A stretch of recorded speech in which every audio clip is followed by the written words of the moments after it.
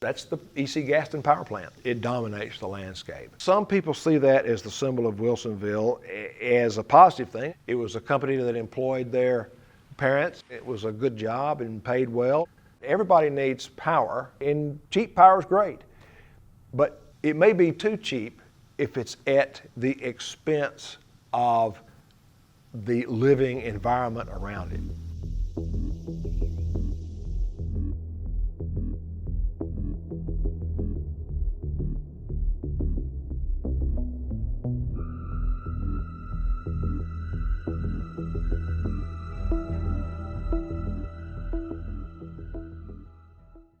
I have been mayor of Wilsonville since 2012. The health, safety, and welfare of my citizens is the number one thing that a mayor and council should be interested in pursuing. Wilsonville is a small town right at 2,000 people. Our largest subdivision sits right on the river, and most everybody in that subdivision has a boat or two. They fish. There's just all kinds of things that people do with the river. The coal ash pond sits right in the heart of town. It abuts the river directly. This is a 269-acre pond with 24 million tons of coal ash in it. Not 24 million pounds, 24 million tons. Coal ash is the ash that is produced by burning coal in coal-fired power plants. So it's the waste byproduct. It's like ash in your fireplace from logs, except for it is loaded with all the heavy metals that have gathered over millions of years as the coal formed. There are 9 power plants in the state that at some point in time were burning coal to produce electricity. There are at least 9 coal ash storage ponds along rivers in Alabama.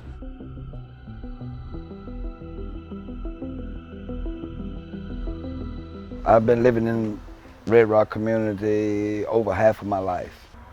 From Copperstein plant to my house is probably just less than a mile. I started seeing this coal ash when I moved down here in 1974, just like a volcano, just black, just great looking ash, and it would fall for hours and hours. The roofs were covered with coal ash. So when it rained, the water that's going to the well was contaminated with coal ash. You breathing it, eating it, living in it, and seemed like nobody really cared anything about it. People didn't complain because they didn't know the danger.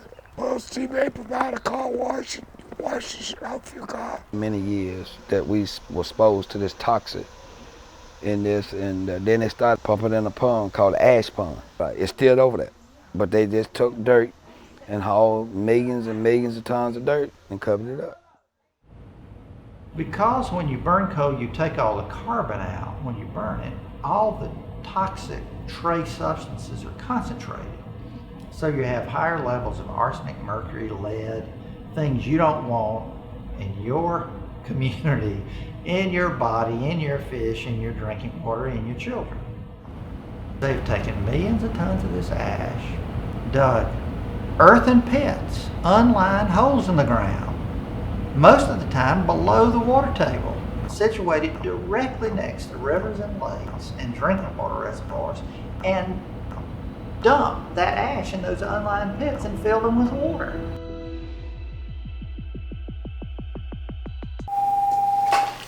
Good morning, Cummings and Associates. My name is Marl Cummings. I live in Mobile, Alabama. I am president of Cummings and Associates, Inc., which is a commercial real estate company. I am strictly a hunter and a fisherman and enjoy the recreational activities primarily in the Mobile-Tensaw Delta. Coastal Alabama, Mobile and Baldwin counties are a port city. We are a tourism destination. We rely on seafood, and we have a huge seafood economy. And then, of course, it's the swim, it's the play, it's the family, it's where we grew up. Mobile Baykeeper's job for the last 20 years has really been to show that connection between what we do on the land and how it affects our water resources. Plant Berry's coal ash pond is just shy of 600 acres, 597. It's 21 million tons of coal ash. It's 20 times the size of the BP oil disaster. Once I became aware of it, I was really flabbergasted at how large that thing is. Obviously, none of that is good for our water system and the things that our water system supports. Alabama Power was, by law, required to start making some public announcements about what to do with the coal ash pond. And they made an announcement that said that we're going to close all of our coal ash ponds, we're going to cap them in place and leave them there. Cap in place is a euphemism and another way to describe pollute in place. They take that water-filled lagoon, they drain part of the water out of it and dump that into the neighboring river or lake. And then they put a, quote, cap on it. They put tarp on top of it, and they put dirt on it and plant grass. It's out of sight, out of mind. That doesn't stop the migration of contaminants into groundwater into surface water. It just puts a small Band-Aid on it. I have not had a single constituent come up to me and say, I want worse groundwater. I want poisoned groundwater. Groundwater really is an essential part of the overall water resources of any community. It's what you get your well water from, it's what most farmers get their irrigation water from, and it's what forms your lakes, rivers, and streams.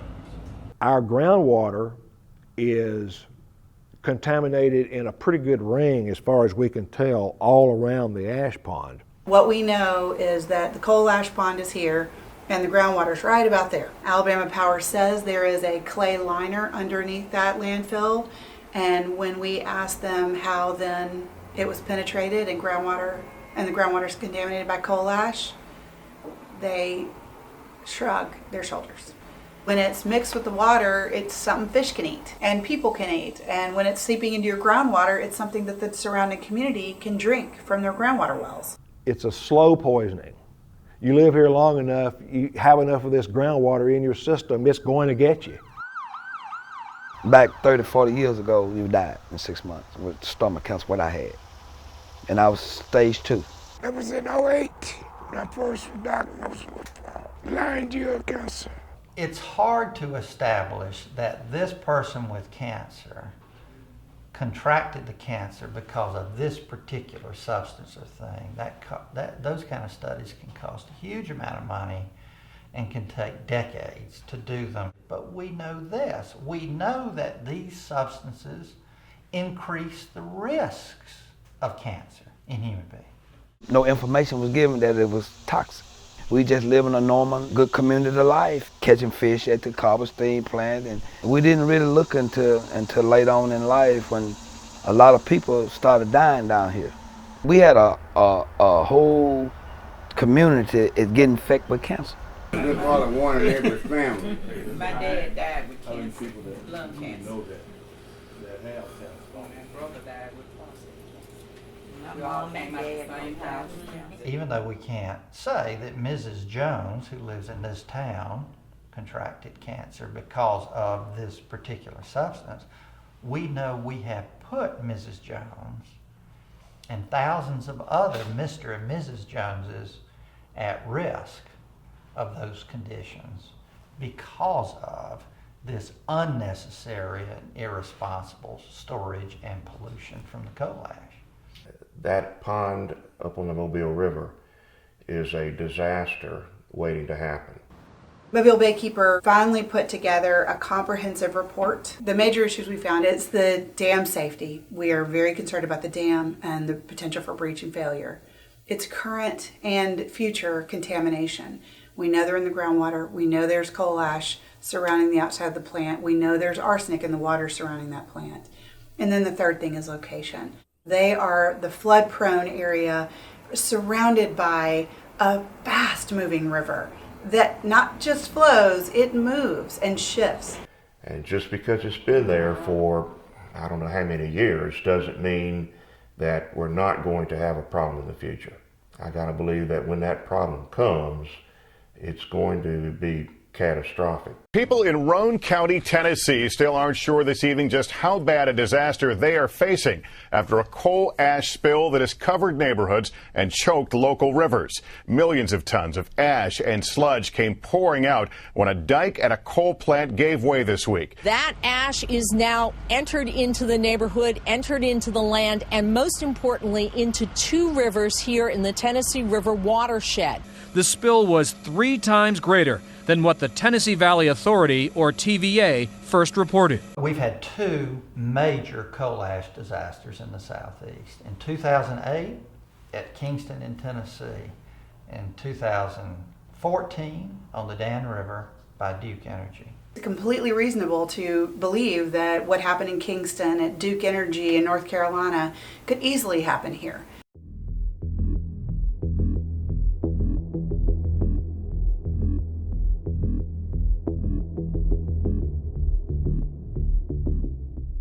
We have massive rainstorms. We haven't had a Hurricane Harvey or Maria sit on Mobile Bay since about Katrina. Unfortunately, what that generally means on the coast is that we're due for one.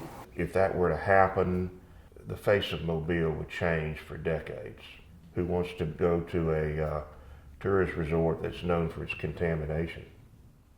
Every day we're having a coal ash disaster. It's just not on the front page. We've got a large number of these lagoons on every major river in the southeast, and every day they're leaking. Millions of gallons of polluted coal ash water is going into our groundwater and rivers across the southeast. We're on the Mulberry Fork of the Black Warrior River, just below the dam at Rattlesnake Lake that's holding back all of the coal ash that's been disposed of here wet over the past handful of decades. All around the boat, there is a gray film or sheen on the surface of the water, and there's also a bunch of brown foam that's coming out of that big pipe over there, which discharges tens of millions of gallons of coal ash contaminated wastewater into the river from Rattlesnake Lake here at Gorga Steam Plant every day.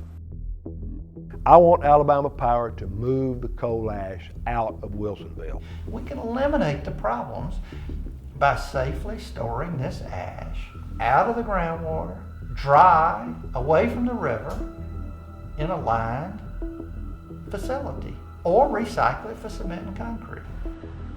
I have never been more disappointed that Alabama is refusing to lead when so many other states are easily taking up the mantle. South Carolina's moved all of theirs.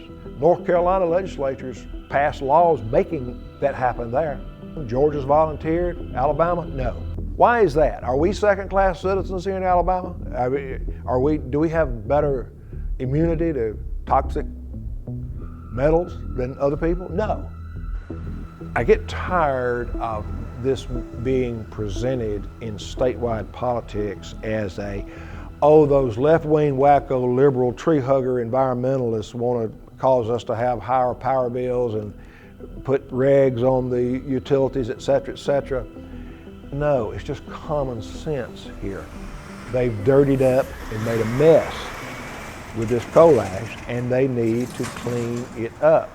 There's a real opportunity here for Alabama's utility companies, Tennessee Valley Authority, Alabama Power Company, and Power South to step up to the plate and generate a plan that makes sense, not just for their bottom line, but for the people of Alabama. We're your ratepayers, and we demand better. In my opinion, Alabama Power has been a heroic neighbor. They're the people who show up in that rainstorm hurricane. They're the ones who turn our lights back on. They go to other communities and they turn their lights back on. They are responsive. They give in this community. However, in this case, Alabama Power is saying, we don't think we have to do anything more. Alabama Power has an opportunity to continue to lead. But you do need to say, I care. Make phone calls. Tell Alabama Power where you stand. Everyone should be actively engaged in this. Write a note with the bill, with the check you write to them. Tell them, clean up these coal ash ponds. Dig them up, move them off of our rivers. Protect us, protect our public health. We need to get the ponds out of here and move to an area away from the river. I think EPA dropped the ball.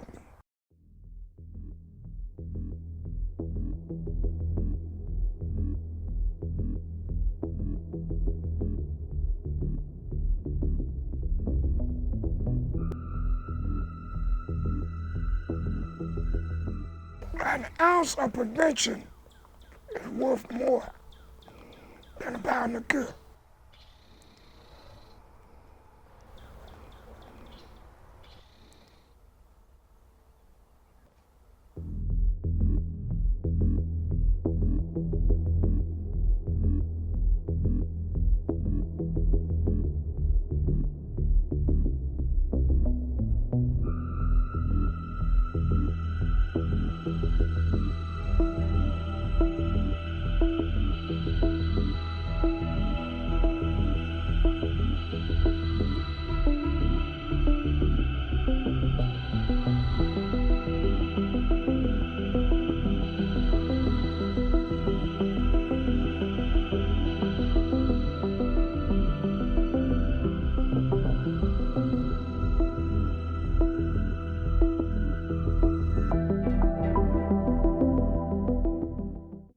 Please clean the water up.